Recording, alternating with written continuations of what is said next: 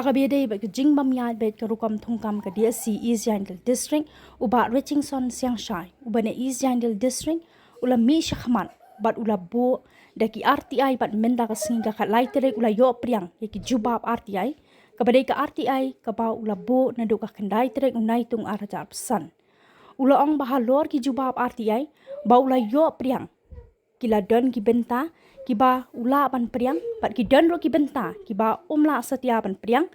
bat ru halor kani dan kam setia man siu ya kabai pan RTI shushu halor kani uba ar siang shai ula pan por nagi pat ba sa pin shai pan shaki pat ba hadien katu katni sngi hadien ba ula dep bishar bha yaki jubab RTI kiba ula yo priang khnang makan long ke jing shai yaki pat ba baro Menta kasni khatlai tarik Oktober ajar pausan ngah dei bat ka RTI ka ba ngalabo na do ka khandai tarik Julai ajar pausan haka office jom BIO ka district selection committee ko irjeted secretariat menta kasni ngala wan ban simno ya ka jubab lani ka reply habe dei bat katai ka application jong ka RTI ka ba ngalabo na do ka khandai tarik Julai ajar pausan oh kabaya debat kani nga kalapor kapod bang alabo da ka first appeal chau first appellate authority man hakak tarik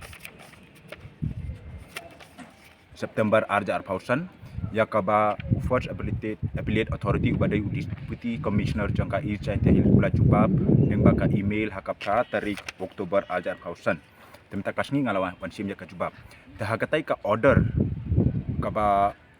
lani ka judgment kaba first appellate authority ula shim habai debat ka appeal first appeal jonga don ki benta nga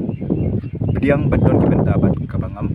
pediang kabai de benta nga pediang kabangala tho aga appeal ka first appeal jonga judisi ba nga I would like to seek exemption of the information applicable fees as per section 76 of the RTI Act 2005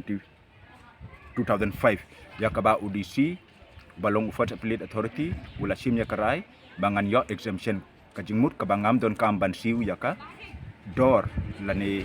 karit yakaba ka jingpen kret jongki yak information mentakas ni ngala yo yaka Jubab ya free of cost kat kom ka section 76 jongka RTI Act ya kita ki benta kabangam pediang yaka judgment jong first appellate authority ngan sale yakaba don kam kat kum ka RTI Act men akini kisni keban one te habai dei bad ka information kabangala yok menta kasni ngakerpad yok pajba asnaba ya sabat nga ai por yang ngaban analyze ya ka information but yaki benta barok jong ka Jubab jong ka tai ka information kabangala yok menta kasni ngan sapentip sa pajba kanang bakan long ka transparent step hi kaba haba ya dei bad kanika RTI jonga